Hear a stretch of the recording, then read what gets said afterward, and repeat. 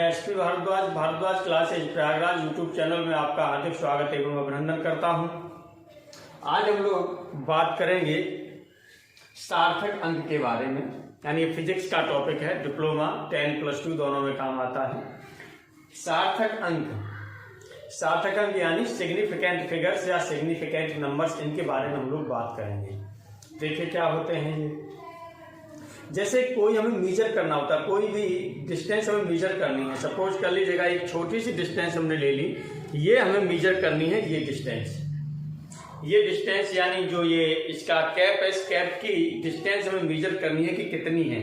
तो इसे आप क्या करते हैं, एक तो आप लेते हैं स्केल, ये स्केल ले लिया, स्केल से मेजर करने लगते हैं। यानी यदि स्केल इस पर रखते हैं तो स्केल रखने के बाद में इस तरह से आपने स्केल रखा और ये आप यहाँ से देखते हैं, ये देखा तो यहाँ पर ये देखेंगे 4 तक तो ये सीधा आ रहा है। 4 के बाद में कुछ आगे और जा रहा है ये, यानी 4 पॉइंट लगभग ये हो गया 4.3 यानी 4.3 सेंटीमीटर इसकी जो डिस्टेंस आप मेजर करना है वो किस पर करना है, स्केल पर करना है। लेकिन ध्यान देंगे कि 4.3 से थोड़ा आगे पीछे भी तो हो सकता है, लेकिन उससे हम फिर भी क्या कर रहे हैं, 4.3 कर रहे हैं। 4.3 लिखा जा रहा है। इसी तरह से सपोज कर लीजिएगा कि स्केल से हम इसे मेजर करें, जो यहाँ पर हमने एक डिस्टेंस ले ली है, ये डिस्टेंस हमने ले ली, ये यहाँ से लेके 1 और ये आपका आ रहा है 1.1। अब ध्यान दीजिएगा, जो आपके पास ये सेंटीमीटर स्केल है, सेंटीमीटर स्केल में सेंटीमीटर पर हम देखते हैं तो इसमें क्या होते हैं, छोटे छोटे 10 खाने रहते हैं। 1 से 2 के बीच में, 2 से 3 के बीच में, 3 से 4 के बीच में, 4 से 5 के बीच में, 5 से 6 के बीच में ऐसे लिखा रहता है। और उसमें कितने होते हैं, 10 छोटे छोटे खाने होते हैं।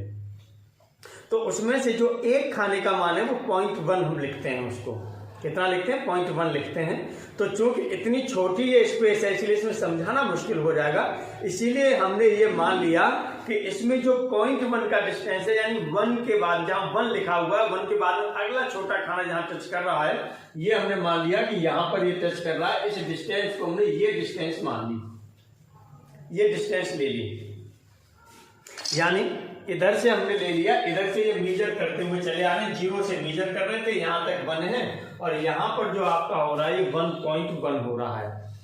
यानी 1 से 2 के बीच में 10 खाने हैं, तो 1 से 2 के बीच में आपने क्या ले लिया, एक खाना ले लिया है, सिर्फ छोटा वाला खाना यहां से यहां तक के बीच में।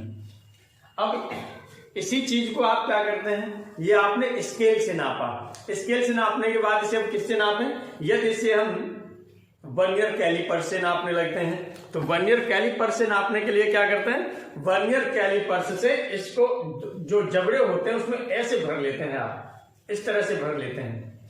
और आप देखते हैं कि जो वर्नियर कैलिपर्स पर एक मुख्य पैमाना होता है और एक होता है वर्नियर पैमाना।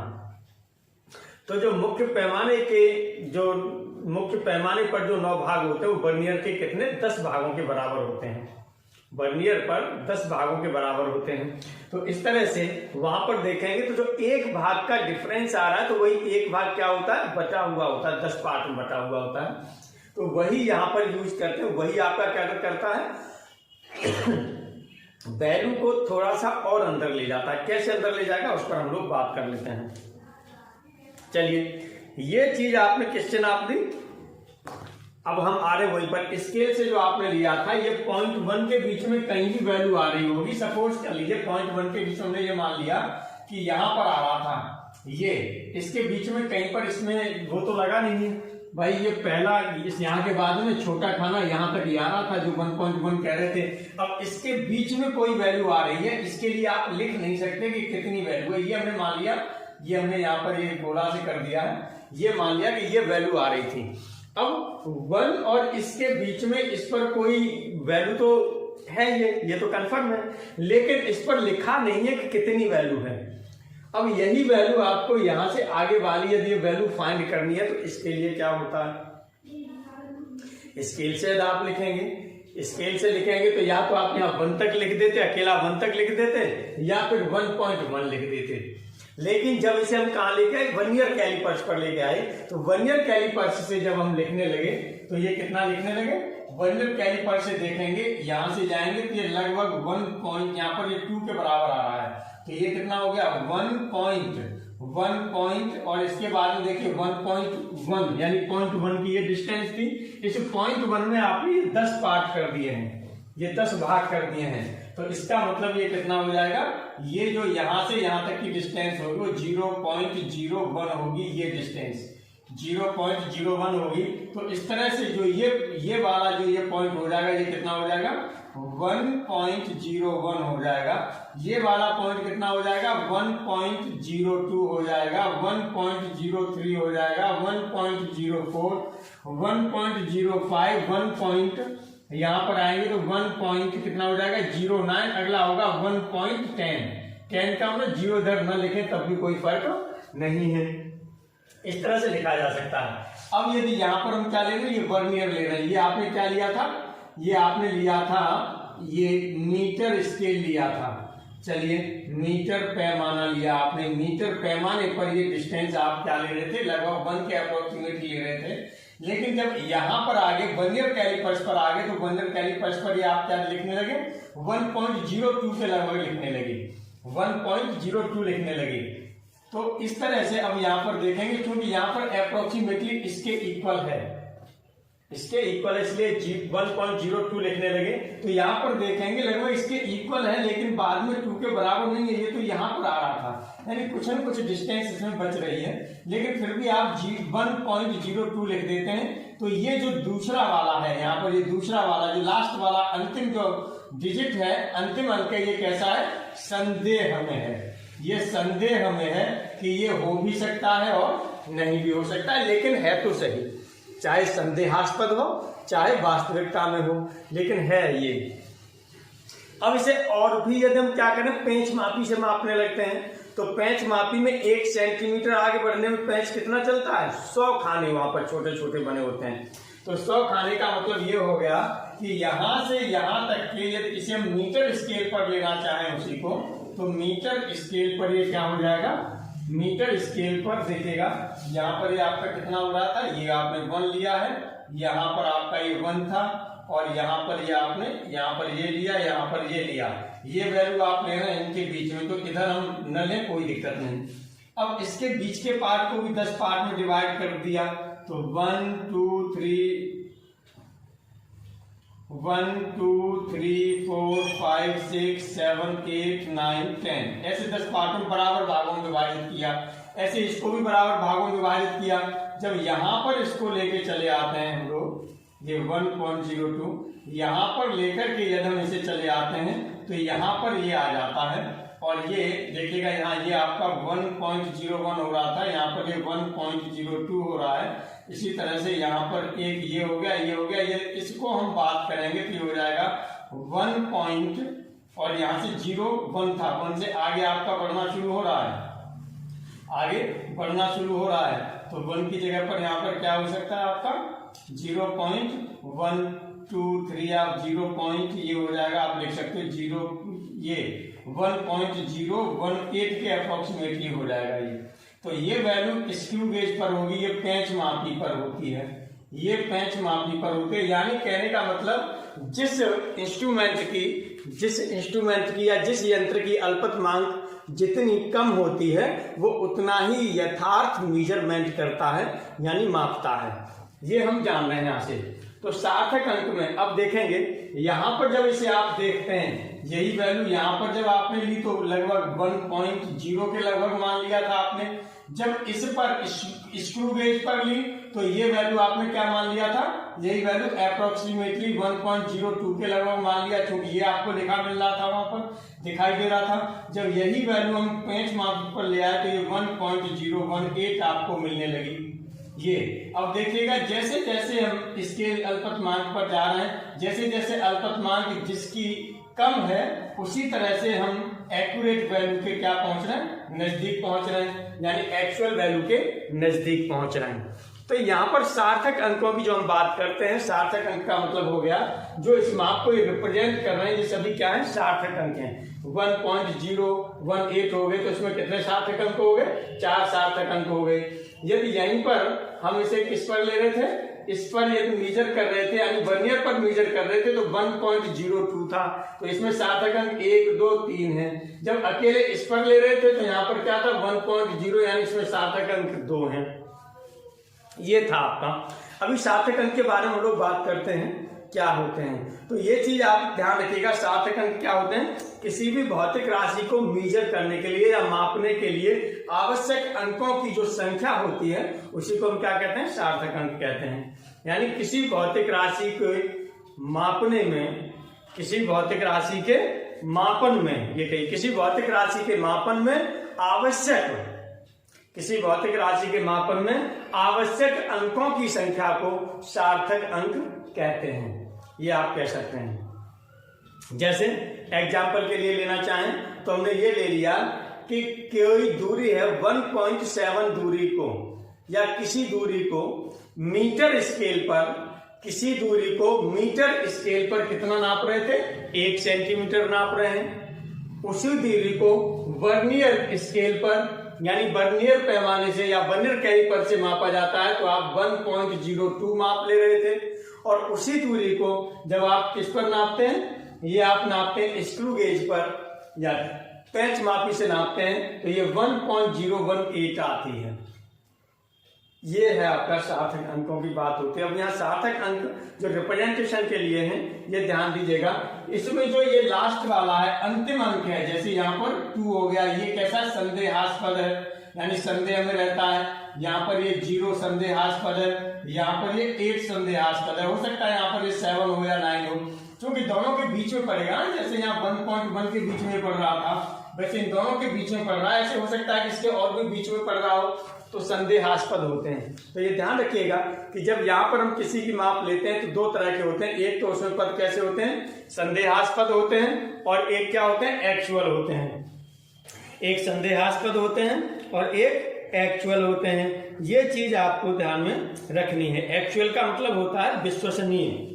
एक्चुअल का मतलब क्या होता है? विश्वसनीय। इसीलिए इसको क्या कहा जा सकता है कि किसी भौतिक राशि के मापन में सार्थक अंक वे अंक होते हैं, किसी भौतिक राशि के मापन में सार्थक अंक वे अंक होते हैं जिनमें कुछ विश्वसनीय एवं एक अंक संदेहास्पद होता है या संदिग्ध होता है, डाउटफुल होता है।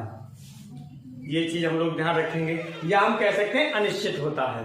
ये है। चलिए अब हम लोग बात करेंगे सार्थक अंकों की विशेषताएं क्या होती हैं और इनके गुण क्या हैं। सार्थक अंकों की विशेषताएं क्या हैं और गुण क्या हैं, इन पर हम लोग बात करते हैं। तो सार्थक अंकों का पहला गुण या पहली विशेषता है, पहली विशेषता पर बात कर रहे हैं। यहाँ पर हमने क्या बताया था? पहले मीटर स्केल से नापा था, आपने वर्नियर से नापा, फिर पेंच मापी से नापा। तो आपने इनकी अल्पतमान क्या थी? अलग अलग थी। अल्पतमान क्या थी? अलग अलग थी। इसका मतलब क्या हो गया? जो सार्थक अंकों की संख्या होती है, इसमें हमने दिखाया था अलग अलग सार्थक अंक आ रहे थे। इसमें 2 सार्थक अंक थे, इसमें 3 सार्थक अंक थे और इसमें 4 सार्थक अंक थे। तो ये ध्यान रखेंगे जो अल्पतमान पर निर्भर करेगी, यानी सार्थक अंकों की संख्या किस पर डिपेंड करती है? यंत्र के अल्पतमांक पर निर्भर करती है। तो पहला इसका गुण हो गया, आप चाहे लिखना तो लिख लीजिए कि सार्थक अंकों की संख्या, सार्थक अंकों की संख्या यंत्र के अल्पतमांक पर निर्भर करती है। सार्थक अंकों की संख्या यंत्र के अल्पतमांक पर निर्भर करती है। पहला हमने ये बताया था।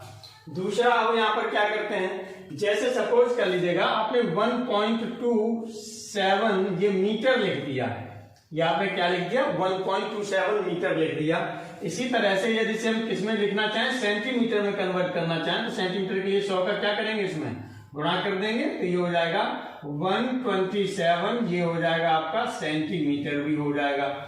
और लिखना चाहें तो ये हो जाएगा 1270 मिलीमीटर भी हो जाएगा, ये मिलीमीटर भी हो जाएगा। तो यहाँ पर देखिएगा जो दशमलव का इफेक्ट है, यहाँ पर इसमें भी सार्थक अंक 3 है, इसमें भी सार्थक अंक 3 है, और जब सार्थक अंकों की पहचान करना बताएंगे तो वहां पर भी दिखाएंगे कि ये भी सार्थक अंक इसमें 3 ही लिए जाते हैं। इसे इन्वॉल्व जो 0 है इसे इन्वॉल्व नहीं किया जाता। जब सार्थक अंकों की पहचान करना बताएंगे तो हम आपको ये बात समझाएंगे। यानी दशमलव का यहाँ पर क्या है? कोई प्रभाव नहीं है। सार्थक अंकों पर दशमलव का कोई प्रभाव नहीं पड़ता। जो दशमलव बिंदु है, दशमलव बिंदु का सार्थक अंकों पर कोई प्रभाव नहीं पड़ता। ये दूसरा आपको मिल रहा है। दूसरे में आपने जो लिखा है वो क्या लिखा है, दशमलव बिंदु की स्थिति का सार्थक अंकों पर कोई प्रभाव नहीं होता। दूसरा इसका प्रॉपर्टी हो गई या दूसरा गुण हो गया। अब यहाँ पर हम क्या तीसरे गुण की बात करते हैं। तीसरा गुण क्या है, और इसमें आपने क्या देखा था, यहाँ पर देखा था कि अंकों की संख्या जितनी अधिक है, यहाँ पर देखिएगा अंक आपके कितने थे, 2 थे, यहाँ पर अंक 3 थे, यहाँ पर अंक कितने हो गए थे, 4 हो गए थे। तो अंकों की संख्या जितनी अधिक होती है, माप उतनी ही अधिक यथार्थ होती है। सार्थक अंकों की संख्या जितनी अधिक होती है, माप भी उतनी ही अधिक यथार्थ होती है। ये आपका क्या है, ये तीसरा गुण है इसका। अब हम चौथे गुण की बात करते हैं। चौथा गुण क्या है, चौथा गुण देखिएगा, जितनी माप यथार्थ होगी उतनी प्रतिशत त्रुटि क्या होगी, कम होगी। इसका मतलब सार्थक अंकों की संख्या जितनी अधिक होगी, प्रतिशत त्रुटि उतनी ही कम होगी।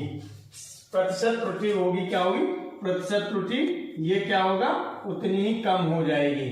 ध्यान रखिएगा, सार्थक अंकों की संख्या जितनी अधिक होगी, प्रतिशत त्रुटि यानी सार्थक अंकों की संख्या जितनी अधिक होगी, प्रतिशत त्रुटि उतनी ही कम होगी। ये अब हम लोग बात करते हैं किसी संख्या में सार्थक अंकों की पहचान। यानी यदि कोई संख्या दे दी जाए तो उसमें कितने सार्थक अंक होंगे, ये हमें पता करना है। यानी identification of significant figures in A number. यानी किसी संख्या में एक संख्या हमको दे दी जाएगी, उसमें हमें क्या करना है, सार्थक अंक बताने हैं, कितने सार्थक अंक होंगे। तो चलिए इसके लिए पहले क्या रखेंगे, ये ध्यान रखिएगा। पहला नंबर वन में क्या है, यदि संख्या में अशून्य अंक ले लिए जाए, 2 अशून्य अंक ले लिए जाए, तो संख्या में 2 अशून्य अंकों के बीच सभी अंक सार्थक अंक होते हैं। ये ध्यान रखिएगा। यानी आप ये भी कह सकते हैं पहले कि संख्या में, पहले मुझे लेते हैं, संख्या में अशून्य अंक सार्थक अंक होते हैं। संख्या में अशून्य अंक सार्थक अंक होते हैं। जैसे एग्जाम्पल में आप यदि लेना चाहें तो आप ले सकते हैं। जैसे ये हो गया आपके पास 1548 में सार्थक अंक कितने हो गए, यहाँ पर 4 हो गए, 1 2 3 4 सार्थक अंक हो गए। इसी तरह से यदि आपसे कहा जाए 137925 में सार्थक अंक, तो आपसे क्या कहा गया है, संख्या में जो अशून्य अंक होते हैं वो सार्थक अंक होते हैं। तो ये सभी कैसे अंक हैं, अशून्य अंक हैं। तो 1 2 3 4 5 6, तो सार्थक अंक कितने हो जाएंगे, 6 हो जाएंगे। चलिए सेकंड नंबर पर हम लोग बात करते हैं। पहले नंबर पर हमने आपसे बताया कि संख्या में अशून्य अंक क्या होते हैं, सार्थक अंक होते हैं।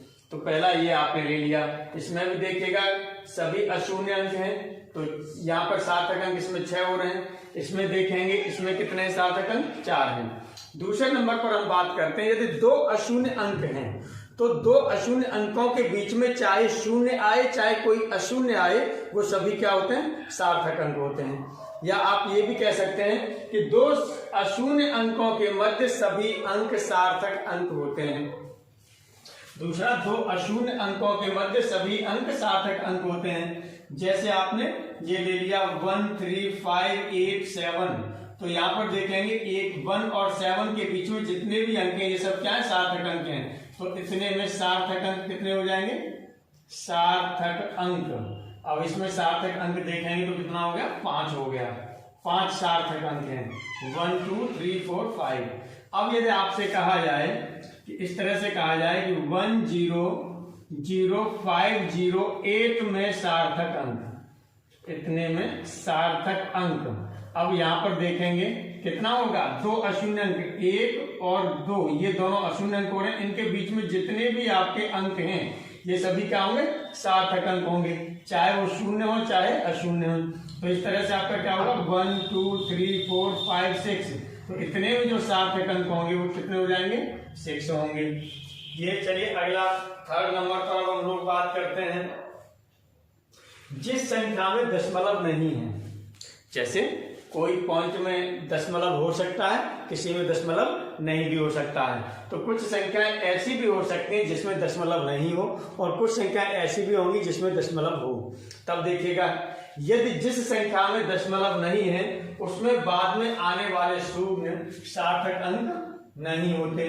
अब जैसे आपने ले लिया 17800, ये ले लिए, इसमें सार्थक अंक,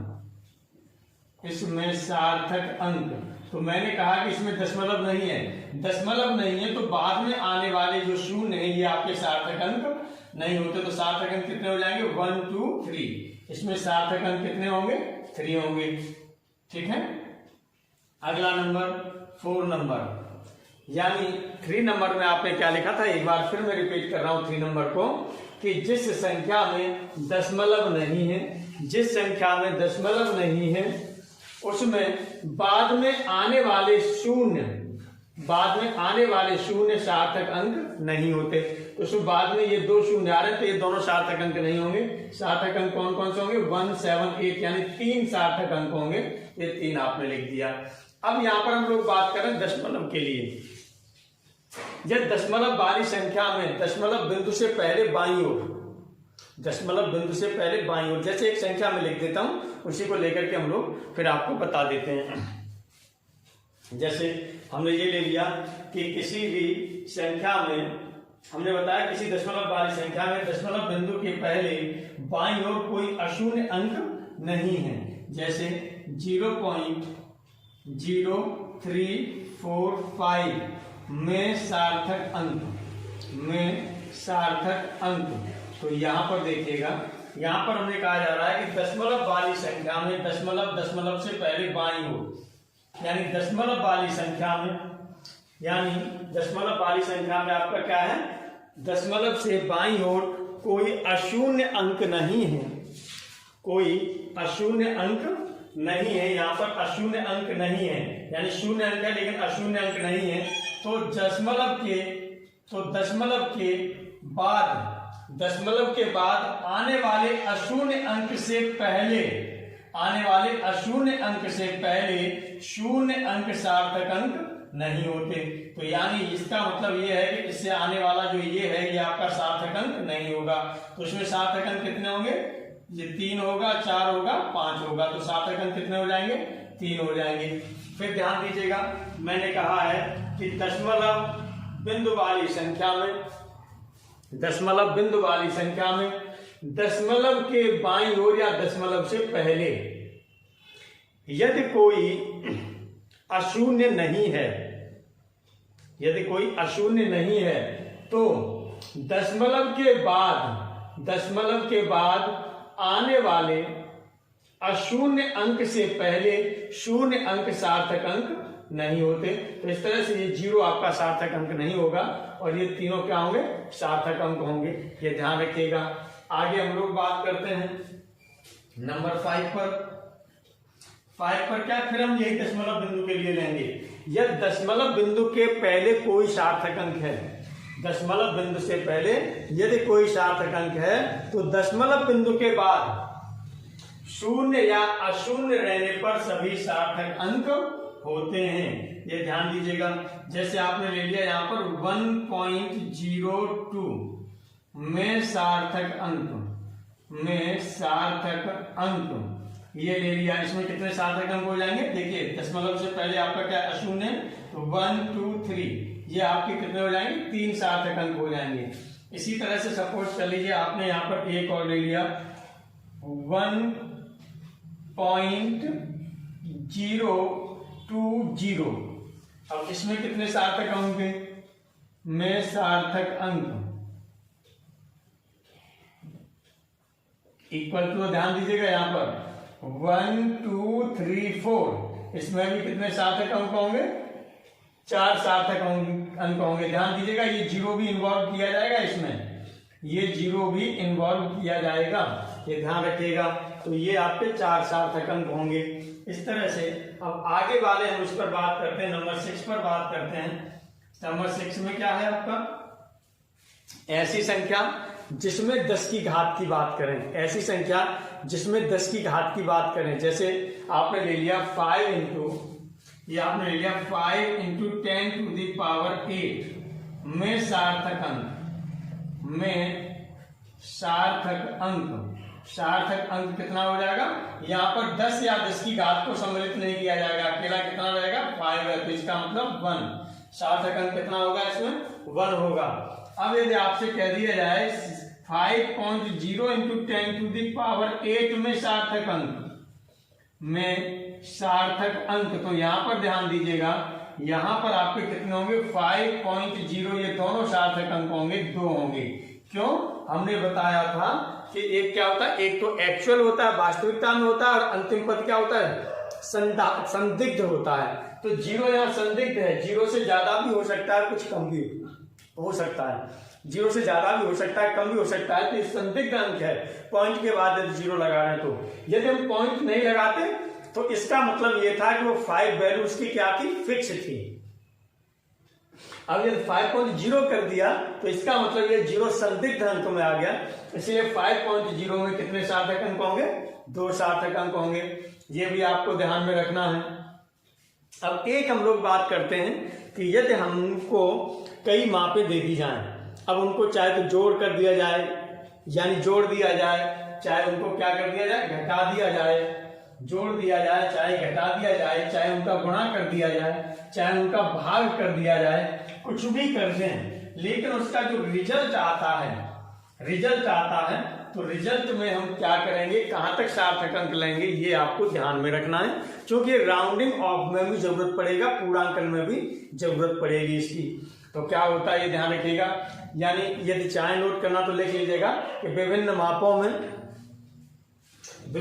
मापों के संकलन अथवा व्यवकलन अथवा गुणन अथवा विभाजन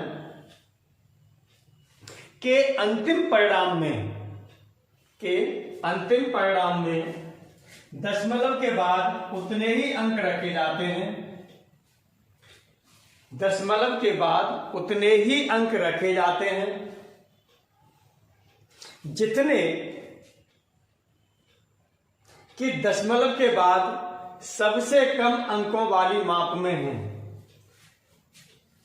देखिए, जैसे आपने ले लिया 1.378 प्लस 1.580 प्लस 3.7 प्लस 9.87, ये ले लिया आपने।